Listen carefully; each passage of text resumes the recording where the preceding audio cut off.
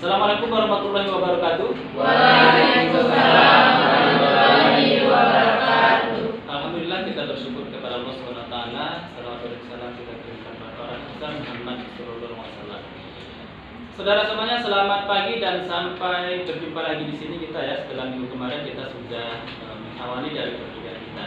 Hari ini tentunya kita akan meneruskan ataupun melanjutkan terkait seputar mata kuliah pelayanan konseling di instansi dan di dunia industri.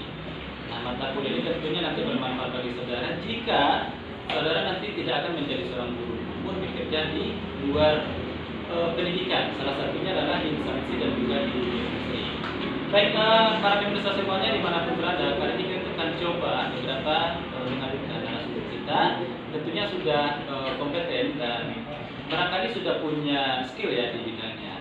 Oleh karena itu kita tampilkan bersama kelompok 2. Kita berikan aplaus.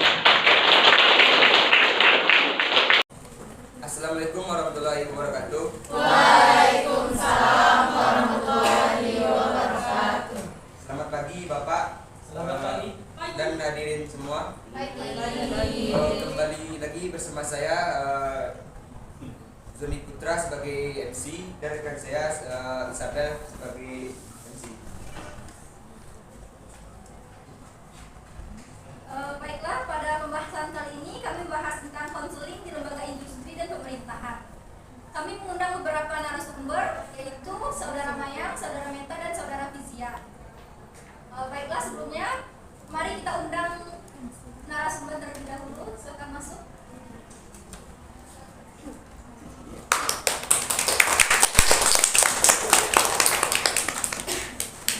Silakan duduk.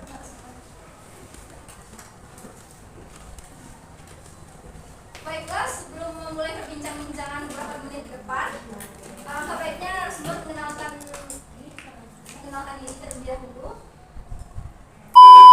Warahmatullahi wabarakatuh. Waalaikumsalam warahmatullahi wabarakatuh.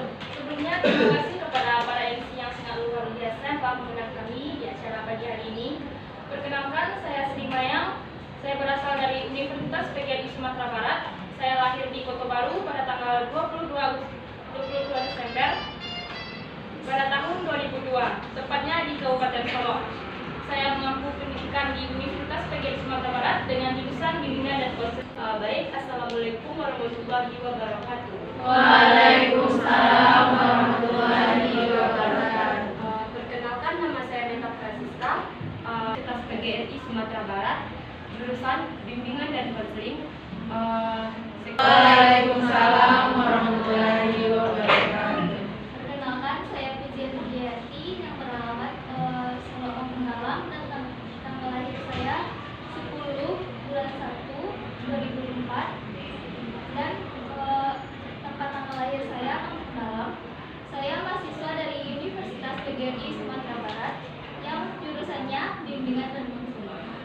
Yang beralamat Solo Penggalang dan tanggal lahir saya 10 bulan 1 2004 dan tempat tanggal lahir saya Penggalang. Saya mahasiswa dari Universitas PGRI Sumatera Barat yang jurusannya bimbingan dan konseling. Terima kasih kepada narasumber yang telah memperkenalkan dirinya. Baiklah, saya izin bertanya beberapa pertanyaan kepada narasumber, yaitu kepada narasumber Meta.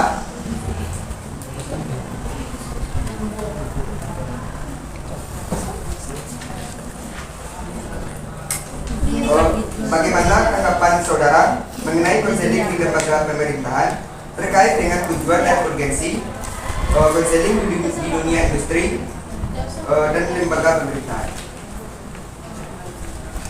Baik, terima kasih kepada MC. Baik, saya akan menjawab pertanyaannya, yaitu yang pertanyaannya, bagaimana tanggapan saudara mengenai konseling lembaga pemerintahan terkait dengan tujuan dan urgensi konseling di dunia industri dan lembaga pemerintah? Penyelenggaraan bimbingan dan konseling di dalam jalur pemerintahan formal disebut bahwa tujuan bimbingan dan konseling yaitu dapat dibagi menjadi beberapa bagian. Yang pertama, merencanakan kegiatan, penyelesaian studi, perkembangan karir, serta kehidupan di masa mendatang.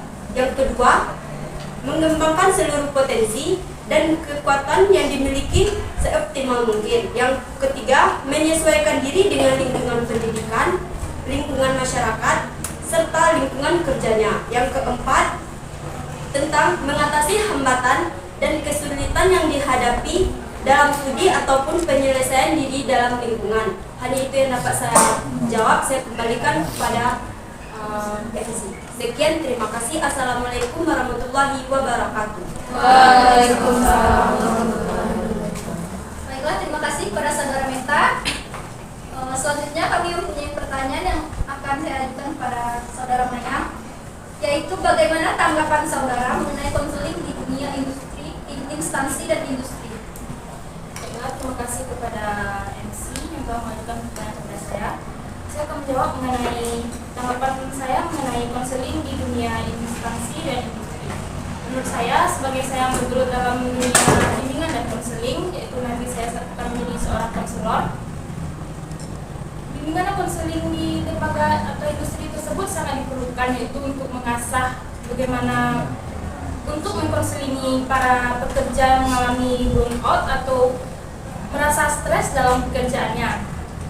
Selanjutnya yaitu untuk mengkonselingi para pekerja maupun para pekerja terutama pada industri pabrik atau PT ya, yang saya lihat saat ini banyaknya kasus yang berkembang para pekerja atau buruh pabrik tersebut yang merasa stres, yaitu dengan adanya jangka waktu kerja atau jam terbang kerja mereka yang tidak dibatasi, seperti adanya mereka itu beristirahat cuma 30 menit dalam sehari, sedangkan waktu kerja mereka itu sangat padat, gitu, tidak ada istirahat. Dalam hal tersebut saya rasa bagi saya menjadi seorang konselor nantinya sangat diperlukan untuk memberikan bimbingan kepada mereka, seperti untuk memberikan arahan-arahan, terutama untuk mengembalikan psikis mereka itu yang seperti mentalnya down atau kesulitan dalam dunia kerja. Selanjutnya burnout tersebut sangat berdampak parah, terutama bagi karyawan pada yang banyak saya lihat burnout itu terjadi pada pekerja atau buruh. Namun pada sisi lain burnout tersebut bisa terjadi pada petinggi-petinggi perusahaan tersebut, seperti mereka itu mengejar target. Suatu saat target mereka itu tidak terkejar, jadi mereka akan mengalami stres di pekerjaan mereka. Saya harapkan nantinya kita semua sebagai calon konselor nantinya harus berpandai-pandai dalam melakukan atau mengarahkan mereka agar tidak terjadinya stres atau down pada mental mereka. Sekian mungkin itu yang dapat saya jawab. Baik, terima kasih kepada narasumber Sri Mayang. Baiklah, saya akan bertanya kepada narasumber Fizia. Bagaimana tanggapan saudara tentang dunia industri saat ini? Baik, terima kasih kepada MC yang telah bertanya kepada saya. Tanggapan saya tentang dunia industri saat ini ialah pertumbuhan sektor industri Indonesia cukup stabil. Pada tahun 2021, pertumbuhan sektor industri Indonesia sebesar 4,3%. Pertumbuhan tersebut terutama didorong oleh pertumbuhan sektor industri pengolahan, yaitu sektor 4,8% sektor industri, yang mana bertujuan untuk menghasilkan barang atau jasa, terlebih pada suatu bangunan atau lokasi tertentu, dan mempunyai catatan administrasi tersendiri mengenai produksi dan struktur biaya, serta ada seseorang atau lebih yang bertanggung jawab atas usaha tersebut. Perusahaan industri pengolahan dibagi dalam 4 golongan. Yang pertama, industri besar, banyaknya tenaga kerja 100 orang atau lebih. Yang kedua, industri sedang, banyaknya tenaga kerja 20 sampai 99 orang. Industri kecil, banyaknya tenaga kerja 5 sampai 15 orang. Industri rumah tangga, banyaknya tenaga kerja 1 sampai 4 orang. Dan yang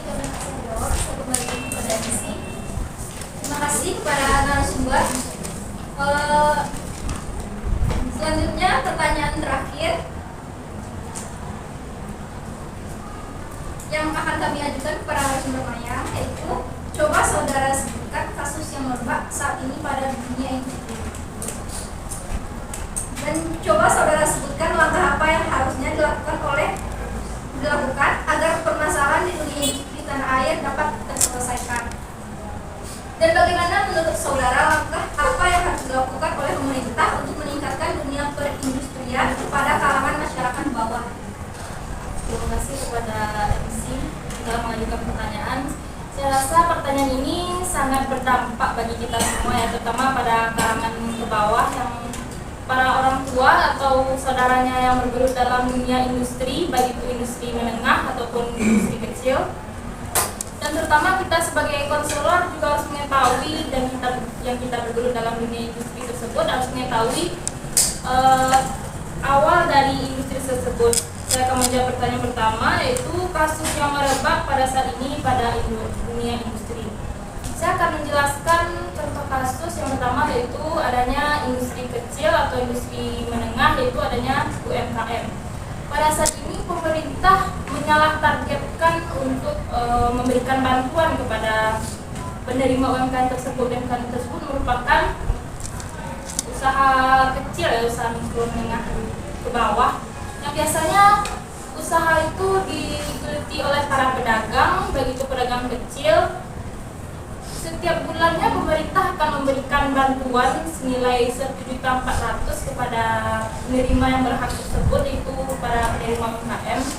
Namun yang saya lihat sekarang ini, pemerintah itu menyalah targetkan atau penyaluran dananya tersebut tidak sesuai dengan yang seharusnya. Mereka yang tidak membutuhkan pun, yang saya lihat masih banyak mendapatkan bantuan tersebut. Pemerintah awalnya memberikan bantuan UMKM tersebut bagi para pekerja, para yang UMKM yang di kelas bawah itu untuk pada saat COVID pandemi tersebut ya. Namun yang saya lihat masih banyaknya pemerintah yang tidak tepat sasaran dalam memberikan UMKM tersebut, sehingga bagi yang membutuhkan tersebut tidak mendapatkan bantuan gitu. Selanjutnya pada industri atau PT, sebut saja PT pada suatu daerah yang kita lihat banyaknya merebak di TV atau yang kita lihat di media sosial atau sebagainya. Banyaknya para buruh yang berdemo kepada pemerintah. Hal tersebut mereka lakukan karena gaji mereka itu tidak sesuai dengan UMR. Sedangkan mereka telah bekerja 24 jam non-stop dengan waktu istirahat mereka itu cuma 30 menit. Dalam hal tersebut mereka pasti ingin menuntut hak mereka sebagai para pekerja atau para buruh. Mereka tidak memiliki hidup yang berkecukupan, gaji yang cukup-cukup dan pas-pasan, tidak memenuhi kebutuhan hidup mereka. Selanjutnya, saya rasa usaha pemerintah, tentu pemerintah harus lebih memperhatikan mereka, terutama para buruh yang harusnya UMR mereka. Para buruh menuntut agar UMR mereka itu dinaikkan, karena pada perusahaan swasta tersebut mereka telah membayar pajak yang cukup tinggi kepada masyarakat, kepada pemerintah. Jadi para buruh tersebut menuntut agar gaji mereka itu juga dinaikkan, seperti pajak yang diminta oleh pemerintah itu cukup besar pada umumnya. Selanjutnya pemerintah tersebut harus lebih mengoptimalkan pengawasan terhadap industri swasta. Saya rasa begitu, karena mereka banyak kelelahan, mereka menuntut mau bekerja. Hal tersebut mereka lakukan semata-mata untuk karena gaji mereka itu tidak mencukupi untuk kebutuhan hidup sehari-hari. Mereka yang mempunyai anak, mempunyai istri, mereka tidak berkecukupan dan gaji mereka itu masih sedikit. Hal tersebut biasanya banyak dipermainkan oleh para perusahaan karena mereka mencapai targetnya, maka mereka harus menuntut para pekerja atau buruh tersebut untuk mengoptimalkan pekerjaan mereka. Dan selanjutnya yaitu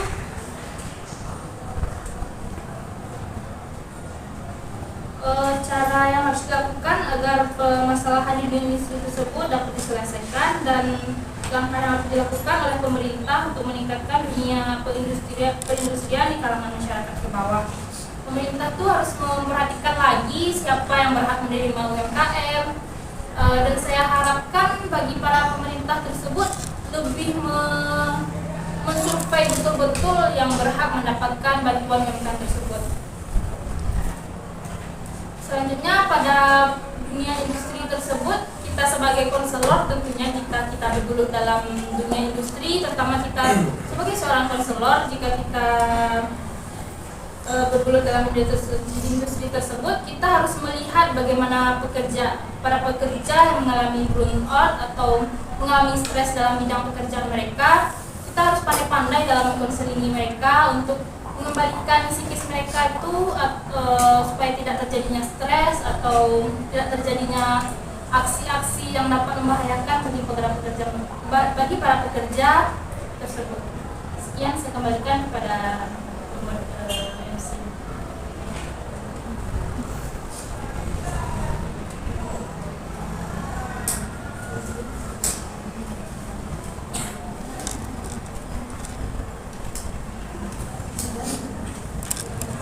Baiklah Pak, terima kasih para narasumbernya.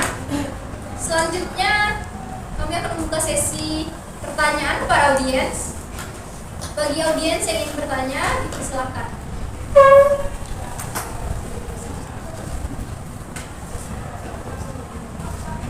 Para diva, dipersilakan.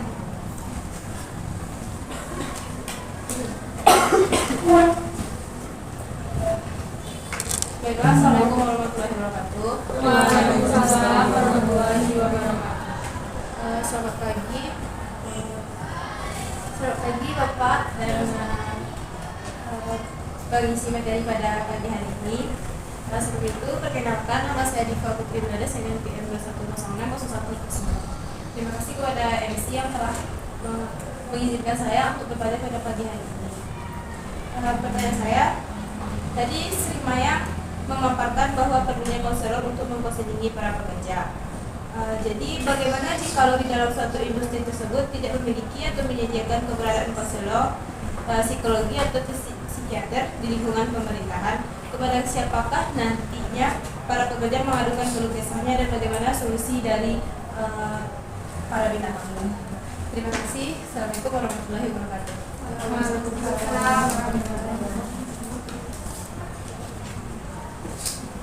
Baiklah, terima kasih para diva atas pertanyaannya. Silakan kepada narasumber Maya untuk menjawab pertanyaan dari audiens Diva. Terima kasih kepada audiens Diva ya namanya. Pertanyaannya sangat luar biasa sekali ya. Saya akan mencoba menjawab sesuai dengan yang ditanyakan oleh Diva, yaitu jika tidak adanya seorang konselor pada dunia industri yang hidup. Seharusnya di setiap lembaga industri, terutama di lembaga pemerintah, baik itu pemerintahan maupun industri swasta maupun lembaga pemerintahan swasta atau punya pemerintahan lah, seharusnya mereka itu memiliki seorang konselor, dibuatkan ruangan khusus. Jadi mereka itu dapat mengetahui kepada siapa mereka harus berkeluh kesah, terutama dengan kepadatan kerja yang dialaminya. Sedangkan bagi buruh saja mereka sudah cukup lelah dalam pekerjaan, apalagi para petinggi-petinggi seperti manajer, sekretaris dalam perusahaan tersebut. Mereka pasti akan mempunyai beban kerja yang lebih banyak. Jadi seharusnya para industri tersebut harus memiliki ruangan konselor khusus. Tentu saja harusnya seperti itu. Dan kalau tidak adanya konselor di tempat mereka tersebut, ya tentu saja mereka harus ke siapa mereka harus berkeluh kesah. Apakah mereka ada waktu untuk pergi ke lembaga tertentu seperti ke psikiater atau sebagainya? Mereka pasti tidak memiliki waktu. Namun yang dapat pendapat saya, seharusnya dalam sebuah industri tersebut harus memiliki ruangan khusus, terutama bagi konselor lah setidaknya. Jadi mereka tuh dapat mengetahui juga kemana mereka harus berkonsultasi. Di sela-sela jam istirahat mereka atau kelelahan dalam pekerjaan, mereka sebenarnya harus berkonsultasi kepada konselor gitu. Sekian. Terima kasih kepada narasumber Maya. Selanjutnya para audiens Elga, silakan bertanya.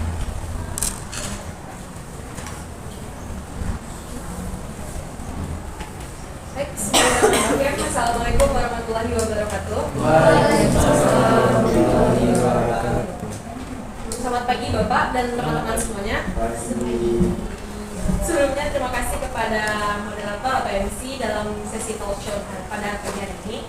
Perkenalkan, nama saya Elga Dana Putri dengan NIM 21060131 akan bertanya kepada kelompok yang tampil pada talk show pada hari ini mengenai untuk konseling di pemerintahan atau di dunia industri ini, bagaimana tanggapan atau pendapat kelompok mengenai pengembangan SDM atau sumber daya manusia di dalam dunia industri tersebut? Dikarenakan kita lihat untuk tatanan globalisasi itu kan dari teknologi mempunyai tantangan atau problematikanya sendiri. Bagaimana pendapat atau tanggapan kelompok mengenai cara atau pengembangan dalam SDM di dunia industri itu melalui konseling? Sekian, terima kasih. Assalamualaikum warahmatullahi wabarakatuh. Terima kasih kepada Elga atas pertanyaannya. Baiklah, para narasumber untuk menjawab pertanyaan dari audiens Elga. Baiklah, sebelum saya menjawab, saya akan menanyakan lebih lanjut mengenai pertanyaan saudara Elga. Pengembangan SDM yang saudara maksud itu pengembangan yang seperti apa? Bisa dijelaskan lebih lanjut?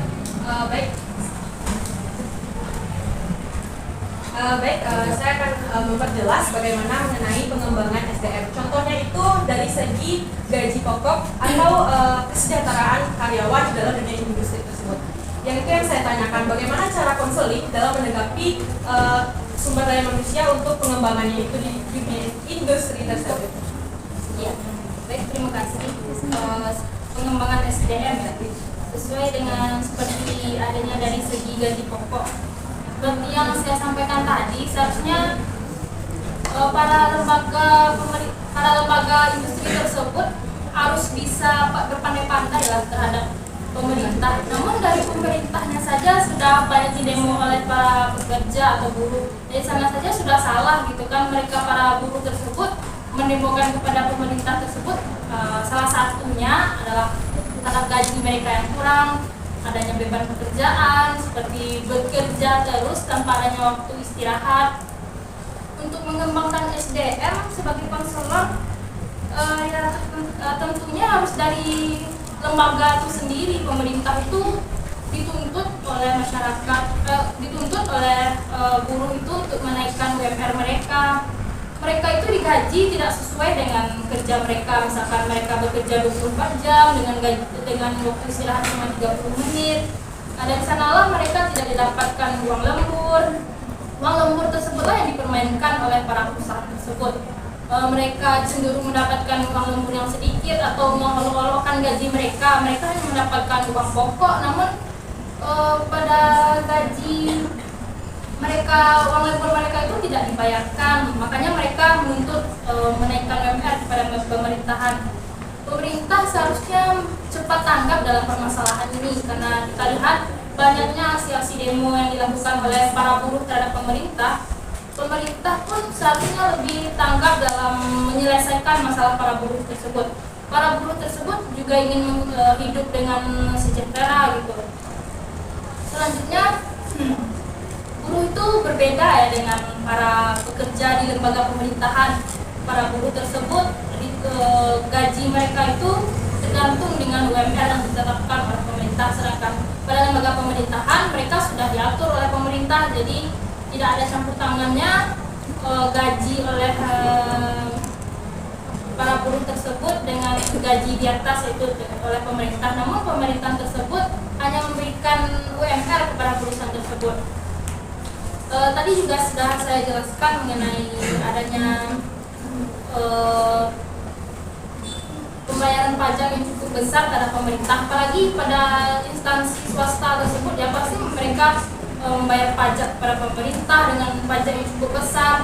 Hal tersebutlah yang dituntut seharusnya agar pemerintah juga menaikkan UMR pada para buruh tersebut agar kehidupan para buruh tersebut juga akan dapat sejahtera gitu. Selanjutnya seharusnya para petinggi-petinggi di perusahaan tersebut juga harus menaikkan gaji para buruh, seperti menaikkan uang lembur dengan kerja mereka yang cukup berat gitu kan. bekerja tanpa henti. Contohkan mereka itu bekerja dalam bidang industri tekstil misalkan, harus mencapai target dalam sebulan, misalnya harus 1000 kain atau berapa baju yang harus dibuat. Mereka tersebut untuk mencapai target pastilah akan bekerja sungguh-sungguh, karena dalam hal itu mereka kalau tidak mencapai target pasti uang yang diberikan pun tidak akan dicairkan. Selanjutnya para pemerintah tersebut harus menggali lebih dalam bagaimana industri tersebut bekerja, harus pengawasan dari pemerintah tersebut agar lebih ketat kepada para pemilik industri. Sekian saya kembalikan kepada MC. Terima kasih kepada narasumber.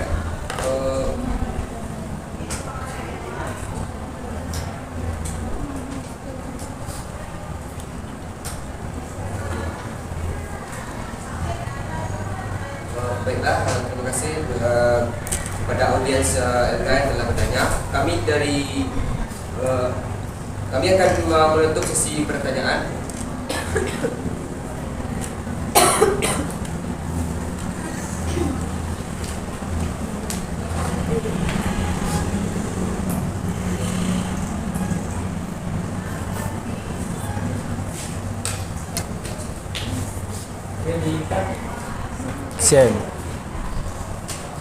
Baik saudara semuanya dimanapun berada, terima kasih masih bersama kami ya dalam masa ini dalam acara talk show bimbingan dan konseling bicara. Kita berikan selamat dulu buat kelompok.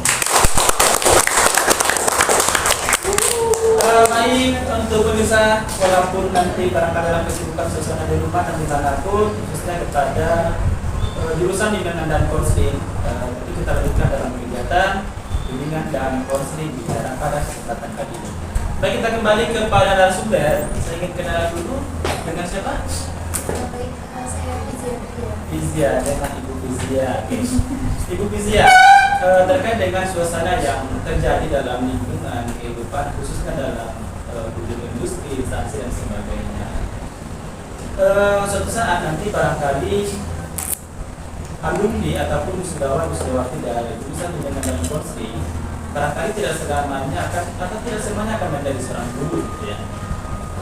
Fenomena di lapangan banyak sekali para alumni dari bimbingan dan konseling itu memang mereka tidak menjadi seorang guru, tapi mereka nanti akan bekerja selain jadi guru, misalnya dari perkantoran, ada di bank, di instansi, ada juga di dunia industri lainnya. Nah, oleh karena itu kita siapkan dalam jurusan kita salah satu mata kuliahnya itu adalah pelayanan konseling di instansi dan dunia industri. Nah, jika nanti Ibu Fizia ya, nanti Ibu Fizia menjadi seorang konselor ataupun nanti jurusan bimbingan dan konseling dalam sebuah perusahaan, bagaimana Anda memaknai ketika Anda terjun dalam dunia industri? Silakan Ibu Fizia. terima kasih kepada Bapak. Menurut saya sebagai konselor di dunia industri nanti akan mengkonsumsi para karyawati yang mana pekerjanya yang dituntut untuk bekerja mencapai target dan gajinya di bawah dan gajinya yang dibatasi dengan UMR. Maka saya akan mengatasinya dengan cara melibatkan beberapa lembaga yang ada di industri tersebut. Oke, cukup ya. Kita coba beranjak beralih kepada narasumber yang berikutnya. Baik, perkenalkan nama saya Meta, Ibu Meta ya, saya panggil Ibu Meta saja. Baik, Ibu Meta, jika nanti saudara menjadi ataupun Ibu Meta nanti menjadi seorang konselor di instansi atau dunia industri, menurut saudara ataupun menurut Ibu Meta, seperti apa sih kebermanfaatan kehadiran saudara dalam dunia industri? Apakah betul-betul nanti bisa menunjang kader karyawan, atau barangkali bisa nanti untuk berperan sebagai salah satu yang bisa mencapai target dari visi dari sebuah perusahaan? Silakan Ibu Meta. Baik, terima kasih kepada Bapak. Saya akan menjawab pertanyaan dari Bapak. Saya sebagai konselor di dunia industri sebagai pemerintah, saya akan memanfaatkan sebagai konselor kepada pegawai saya, yaitu dengan memanfaatkan bagaimana selayaknya saya sebagai konselor di perusahaan dalam pemerintah, yaitu dengan melakukan konseling kepada karyawan yang mencapai target permasalahannya, yaitu tentang banyaknya permasalahan yang dihadapi oleh karyawan, yaitu tentang bagaimana tanggapannya dalam melakukan pekerjaan yang terlalu padat dalam pekerjaannya, yaitu saya sebagai konselor, yaitu saya akan mengajukan dengan melakukan konseling kepada karyawan yang dalam permasalahan tersebut, dengan melakukan bagaimana cara yang tepat untuk melakukan pekerjaan supaya tidak mengganggu kesehatan sendiri dan melakukan pekerjaan dengan baik. Hanya itu yang dapat saya jawab. Sekian, terima kasih kepada Bapak. Baik, terima kasih, kita berikan apresiasi. Bisa kita lebih lanjut lagi, jadi kita akan berbincang-bincang dengan narasumber yang tidak kalah dengan yang sebelumnya. Kita kenal sama-sama. Saya Sri Maya. Sri Maya, kita panggil Maya ya. Iya. Oke, Ibu Maya. Ibu Maya, dalam bimbingan dan konseling itu kan sebenarnya tidak sepenuhnya peran dari seorang konselor itu hanya untuk terfokus atau berpatokan terhadap masalah-masalah yang dialami oleh karyawan.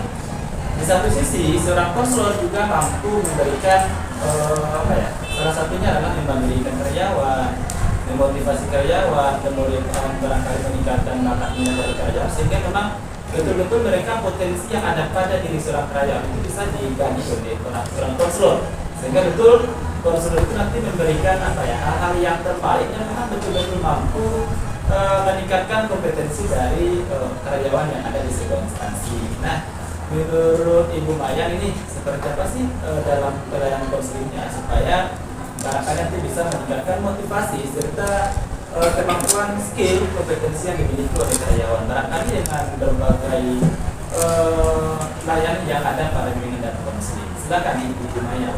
Terima kasih Bapak, saya akan menjawab pertanyaan yang sangat luar biasa. Cara saya untuk menggali lebih dalam mengenai potensi yang dimiliki oleh karyawan tersebut tentu akan mengadakan berbagai macam kegiatan Pak, seperti adanya workshop atau pelatihan-pelatihan. Dengan hal tersebut saya rasa bisa mengasah lebih dalam mengenai kemampuan yang dimiliki oleh karyawan. Tidak jarang adanya karyawan yang masuk ke dalam perusahaan tersebut didasarkan atas adanya dekingan atau hal lain. Hal tersebut dilakukan tentu saja tidak sesuai dengan kemampuan yang dimiliki oleh para karyawan tersebut. Tidak banyak dan tidak jarang seorang tersebut masuk ke dalam perusahaan atas adanya sebuah dekingan atau hal-hal semacamnya. Dengan demikian, saya sebagai konselor seharusnya dalam hal tersebut harus memperketat untuk mencapai sebuah perusahaan tersebut, karena target yang harus dicapai oleh perusahaan tersebut juga. Saya sebagai konselor harus mengadakan, jika karyawan tersebut belum mencapai titik atau mencapai potensi yang potensi yang dimiliki dirinya belum nampak seperti itu, saya rasa akan memberikan pengembangan kepada para karyawan tersebut, seperti memberikan tes-tes atau sebagainya. Tidak jarang juga para karyawan tersebut memiliki stres yang cukup tinggi dalam pekerjaan mereka. Jadi saya rasa sebagai seorang konselor saya harus memberikan sebuah arahan atau bimbingan kepada semua karyawan di perusahaan tersebut. Karena sejatinya saya sebagai seorang konselor tersebut bukan hanya sebagai untuk memperselingi orang yang bermasalah juga, tetapi orang-orang yang butuh pelayanan seperti mereka. Tidak harus saya memberikan dalam pemecahan masalah, namun untuk bercerita mengenai kehidupan sehari mereka. Tidak hanya dalam pekerjaan mereka saya harus membantu, tapi di luar pekerjaan saya sebagai konselor juga harus membantu bagaimana kehidupan mereka tersebut, memotivasi bagaimana kehidupan para karyawan tersebut. Karyawan tersebut kan tidak hanya bermasalah dalam bidang pekerjaan, namun di luar bisa kita lihat apakah mereka bermasalah dalam keluarga atau dalam lingkungan. Dalam hal itu saya membantu mengenai pemecahan masalah mereka, tidak hanya di bidang pekerjaan saja seperti adanya stres atau tekanan dalam bidang pekerjaan, namun saya akan membantu lebih lanjut mengenai permasalahan di luar diri mereka tersebut. Dengan hal tersebut mereka akan berfokus mengenai pekerjaan mereka. Dengan hal tersebut, jika tidak ada permasalahan dalam diri individu mereka atau karya tersebut, mereka akan lebih terfokus kepada pekerjaan mereka dan akan menciptakan sebuah pekerjaan yang lebih profesional untuk kedepannya. Selanjutnya, baik, Ibu Maya, nanti kalau saya tanya saudara menjadi seorang konselor nanti di sebuah perusahaan, tentunya Anda punya target bagaimana Anda mampu mengembangkan dari sebuah perusahaan itu. Misalnya salah satunya adalah untuk mencapai visi misi yang ada pada sebuah perusahaan, gitu ya. Nah, saya pikir nanti kalau untuk menciptakan hal yang demikian, Ibu Maya tidak akan bisa melaksanakan sendiri barangkali ya. Tentunya saudara harus punya relasi, punya kerjasama dengan siapa nanti barangkali dengan pimpinan, dengan kolega dan sebagainya. Bagaimana sih polanya Mbak Maya nanti untuk menjadi kerjasama sehingga memang betul karyawan-karyawan yang ada di sebuah instansi atau perusahaan itu memang bisa mampu untuk mengembangkan dari potensi yang dimiliki. Seperti apa Ibu Maya? Saya masuk ke dalam perusahaan tersebut tentu adanya sebuah saya masuk ke dalam perusahaan tersebut tentu didukung oleh atau dites oleh sebuah pimpinan ya. Jadi saya harus bisa mengkoordinasi atau mengkoordinir membicarakan dengan para pimpinan tersebut bagaimana untuk keadaan ke depannya. Saya masuk ke dalam perusahaan tersebut sebagai seorang konselor, tentu saya harus mengetahui visi dan misi dari perusahaan tersebut terlebih dahulunya. Untuk itu saya akan mengembangkan, saya sebagai konselor saya harus melihat visi misi dari perusahaan tersebut seperti apa, jadi saya tidak salah tanggap dalam perusahaan tersebut, harus menjalankan atau mengimbangi visi misi dengan pekerjaan saya sebagai konselor dalam bidang perusahaan tersebut. Selanjutnya untuk mencapai visi misi tersebut saya akan mengkoordinir dengan tidak hanya yang pimpinan, tentu saja dengan karyawan-karyawan lainnya untuk mencapai kedepannya bagaimana perusahaan tersebut dapat berkembang. Dan saya harapkan jika saya suatu saat bekerja dalam suatu instansi, saya tidak hanya mengharapkan satu orang konselor saja di dalam perusahaan tersebut. Namun saya juga akan mengharapkan adanya beberapa konselor di dalam tersebut. Jadi saya bisa untuk berkomunikasi dengan mereka untuk tahu lebih lanjut bagaimana hal yang akan saya lakukan untuk kedepannya, untuk mencapai sebuah visi misi perusahaan tersebut seperti apa. Selain saya berkomunikasi dengan rekan-rekan saya sebagai konselor tersebut untuk mengembangkan perusahaan tersebut, terutama kepada karyawan, kepada para pekerja di dalamnya, saya tentu saja akan berbicara dengan pimpinan bagaimana sebuah perusahaan tersebut dapat terwujud dan sesuai dengan visi misi untuk kedepannya. Baik Ibu Maya, terima kasih. Kita berikan aplaus yang meriah. Oke, saudara pemirsa dimanapun berada, ini barangkali cukup menarik ya kegiatan kita dalam talk show bimbingan dan konseling bicara. Pemirsa dimanapun berada, terima kasih juga masih ada buat kami di sini menghadiri dalam acara ini. Kemudian satu kata barangkali ya sebagai kata kunci dari narasumber yang sengaja kita undang pada kesempatan kali ini. Saya bukan pertanyaan buat Anda, kira-kira menurut saudara guru BK ataupun konselor itu perlu nggak dalam sebuah industri atau instansi atau barangkali lembaga pemerintahan? Silakan dari narasumber yang salah satu saja barangkali ini, karena ini akan menutup perjumpaan kita pada kesempatan ini. Silakan. Baik, terima kasih. Saya akan menjawab pertanyaan dari Bapak. Menurut kami ya, sebagai narasumber sangat diperlukan sekali jika adanya seorang konselor di sebuah suatu lembaga atau perusahaan tersebut. Karena dengan adanya kehadirannya seorang konselor, para karyawan atau para pekerja di dalamnya bisa mengkonsultasikan segala hal atau segala macam yang terjadi pada dirinya terhadap para kami sebagai para konselor. Konselor juga tidak hanya menerima permasalahan, biasanya konselor jika orang datang kepada konselor tersebut yang mengalami masalah biasanya. Namun kami tidak hanya menerima masalah dalam pekerjaan tersebut saja, kami juga menerima permasalahan dalam di luar diri mereka, seperti permasalahan di rumah mereka atau dalam bidang apapun. Namun yang sangat diperlukan tersebut itu adanya kehadiran perusahaan tentu saja untuk mengkonsultasikan bagaimana kesiapan mereka dalam pekerjaan, permasalahan mereka dalam pekerjaan, maupun sebagainya. Para pimpinan pun berhak untuk melakukan konselor dan kami pun berhak mengkonselingi para pimpinan tersebut. Kami tidak ada memilih-milih seperti oh dia pemimpin di perusahaan ini takut atau segala macamnya. Kami sebagai konselor pun tidak berhak untuk memilih-milih hal tersebut. Siapapun yang datang kepada kami siap untuk melayani mereka dengan Oke, baik. Terima kasih kepada narasumber. Kita berikan sekali lagi apresiasi. Baik audiens yang berada pada kesempatan kali ini dan pemirsa dimanapun berada, terima kasih sudah hadir dan ikut dalam acara talk show di jurusan bimbingan dan konseling ini dengan tema bimbingan dan konseling bicara dengan topik yang disajikan terkait dengan para mata kuliah pelayanan konseling di instansi dan dunia industri. Baik, jangan kemana-mana, insya Allah kita seminggu ke depan akan hadir lagi bersama kami ya, tentunya dengan narasumber yang berbeda. Dan kita akan menghadirkan nuansa terbaru dan barangkali kita butuh kerjasama yang baik ke depannya supaya nanti kegiatan-kegiatan seperti ini tetap terlaksana dan menunjang pendidikan dan juga sumber daya manusia, khususnya pada mata kuliah pelayanan konseling di instansi dan dunia industri. Terima kasih, mohon maaf dan sampai jumpa lagi insya Allah minggu depan ya, kita akan hadir bersama dengan narasumber yang tidak kalah kompetensi dari narasumber sebelumnya. Demikian insya Allah sampai jumpa. Saya selaku yang membawa acara ataupun presenter dan juga mewakili ada saudara Zoni, ada juga saudara siapa? Isabel dan juga beberapa narasumber yang sudah bersama Anda. Mohon maaf undur diri, insya Allah kita akan ketemu lagi di lain waktu, insya Allah minggu depan ya. Demikian, wassalamualaikum warahmatullahi wabarakatuh.